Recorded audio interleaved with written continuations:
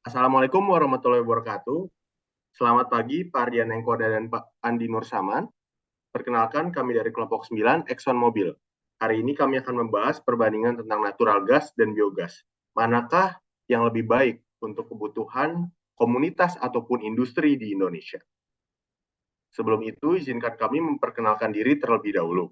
Nama saya Muhammad Kafir Rifansyah dengan NPM 21067082122. Perkenalkan, nama saya Muhammad Ivan Prasetyadi dengan NPM 2106729972. Dan saya Giman Mariana Tani Marvelius dengan nomor NPM 2106729575. Dan saya Syifa Sresi dengan NPM 2106731913. Dan saya Tata Rizkia dengan NPM 210673321153.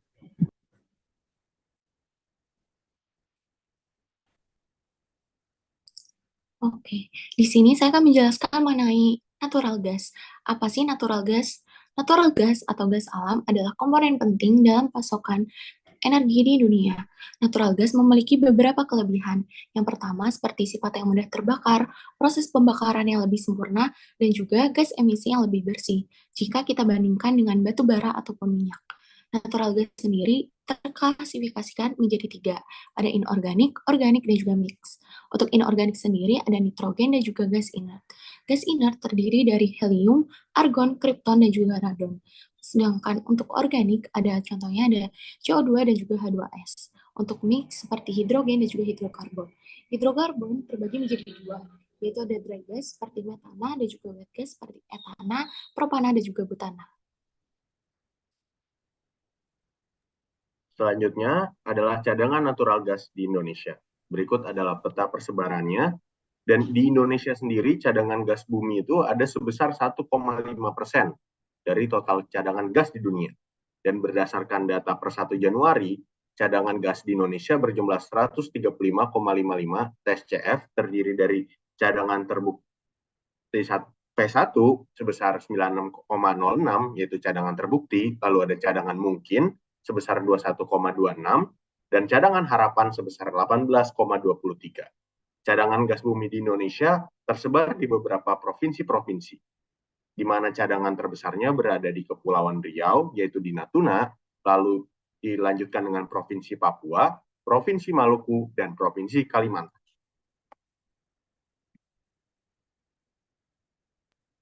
Baik, yang selanjutnya pemanfaatan natural gas di Indonesia. Menurut Kementerian Energi dan Sumber Daya Mineral, pemanfaatan gas bumi mencapai 5,684 billion bridge thermal unit per day pada tahun 2021. Nilai tersebut turun 3,10%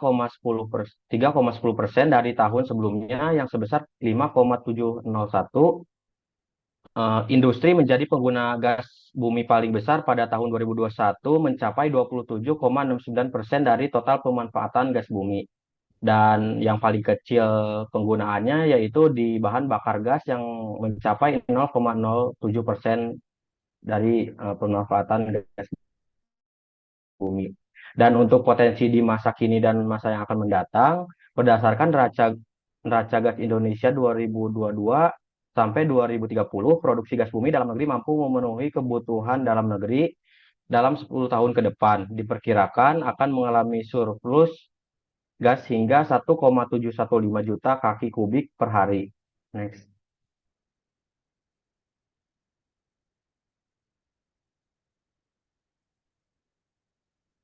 Dan untuk kelebihan dari natural gas yaitu yang pertama proses pembakaran yang lebih sempurna dari gas emisi yang lebih bersih jika dibandingkan dengan batu bara ataupun minyak. Yang kedua, potensi cadangan gas bumi yang besar di Indonesia. Dan untuk tantangan pemanfaatannya yaitu masih menimbulkan emisi gas rumah kaca, terbatasnya infrastruktur gas, penyerapan konsumsi gas dalam negeri yang rendah, dan yang terakhir penciptaan multiplier efek belum maksimal. Oke, apa itu biogas? Biogas merupakan salah satu sumber energi terbarukan yang dihasilkan dari proses penguraian bahan-bahan organik oleh mikroorganisme dalam keadaan anaerobik.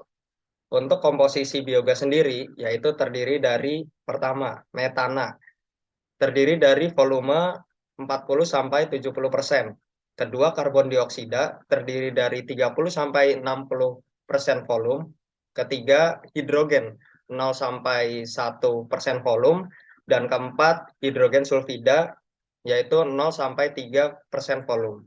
Untuk pembuatan biogas sendiri, dibutuhkan reaktor biogas yang merupakan suatu instalasi kedap udara sehingga proses dekomposisi dari bahan organik dapat berjalan secara optimum.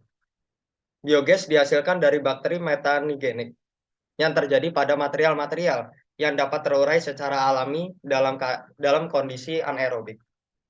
Untuk skema proses pembuatan biogas terdapat pada gambar di bawah ini. Next. Manfaat biogas dalam kehidupan sehari-hari, yang pertama bahan bakar kendaraan, dua pembangkit listrik, ketiga penghasil pupuk organik, empat membuat lingkungan menjadi lebih bersih dari sampah, dan kelima pengganti gas LPG. Untuk potensi biogas di masa kini dan masa yang akan datang, yaitu sangatlah baik. Hal ini dikarenakan biogas merupakan energi terbarukan yang memiliki dampak yang sangat besar, tak hanya dalam sektor energi, melainkan juga berdampak pada sektor lainnya, seperti sektor lingkungan dan lain-lain. Namun, ada beberapa hal yang harus dipersiapkan sebelumnya, seperti dari sisi keuangan dan lain-lain. Hal ini dikarenakan penerapan biogas harus memerlukan penelitian dan pengembangan lebih lanjut.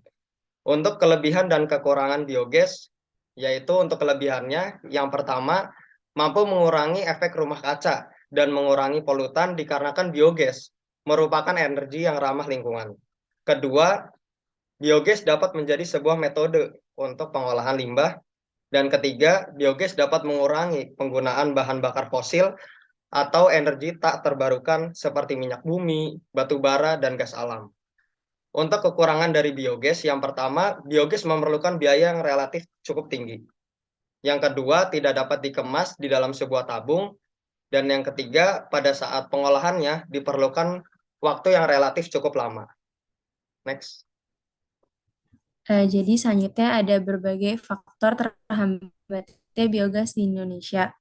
Jadi penggunaan biogas di Indonesia sendiri itu masih belum terlalu masif penggunaannya dan ditinjau dari berbagai macam faktor. Yang pertama ada faktor produksi, ada faktor konsumsi, ada faktor culture education community, ada faktor pendanaan, ada faktor program pemerintah dan kebijakan dari pemerintah.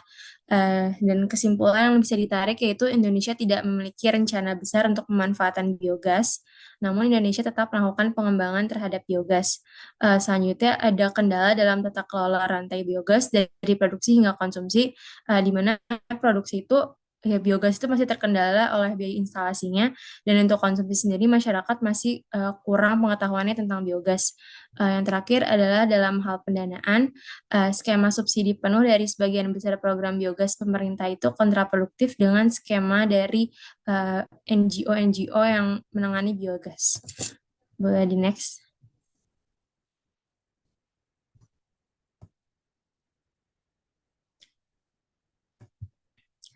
Nah, selanjutnya itu apa sih potensi sumber biogas ditinjau dari sumber daya di Indonesia? Yang pertama itu kalau dari limbah peternakan, satu ekor ternak itu dapat menghasilkan hingga 10 kg kotoran per hari. Dan di Indonesia sendiri itu diproyeksikan akan tumbuh menjadi 18,12 juta ekor hewan ternak, di mana hal ini dapat berpotensi menjadi sumber energi alternatif dan mengurangi ketergantungan masyarakat terhadap minyak. Selanjutnya itu ada limbah manusia. Jadi ada 40,67% total jumlah rumah tangga itu kotorannya itu terekspos terhadap lingkungan. Nah, limbah manusia ini dapat menjadi alternatif sumber dari biogas di Indonesia. Yang selanjutnya itu adalah limbah industri. Tongkol jagung sebagai limbah dari hasil industri dapat dimanfaatkan sebagai biogas karena memiliki kandungan senyawa selulosa sebesar 41% dan hemiselulosa sebanyak 36%. Nah, kedua bahan tersebut dapat menjadi bahan dasar dari biogas. Boleh next.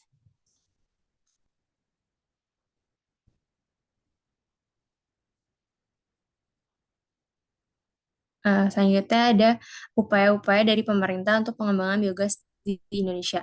Jadi menurut ESDM, pemerintah telah menempuh rencana strategis dalam pengembangan biogas pasca pandemi COVID-19. Jadi yang pertama itu pemerintah akan melakukan sinkronisasi dan sinergi program pengembangan biogas antar instansi pemerintah pusat, daerah, dan swasta. Lalu ada optimalisasi sumber dana pemerintah swasta dan hibah dari luar negeri untuk pembiayaan pembangunan dan pengembangan biogas. Selanjutnya itu ada edukasi dan bimbingan baik dari sisi pemeliharaan, keberlanjutan bahan baku maupun dampak sosial ekonomi dari biogas. Yang terakhir itu ada koordinasi dengan KPRL terkait agar pelaku usaha biogas itu sebagai salah satu yang terdampak oleh pandemi COVID-19 dapat memanfaatkan dukungan restrukturisasi kredit atau pembiayaan dan tambahan kredit atau pembiayaan yang tercantum dalam PP nomor 23 tahun 2020. Jadi di gambar itu ada implementasi pengembangan biogas yang sudah dicanangkan oleh pemerintah di tahun 2022. Ya. Berikut adalah referensi yang kami gunakan untuk boleh next. Berikut adalah referensi yang kami gunakan untuk menyusun PPT mini project ini.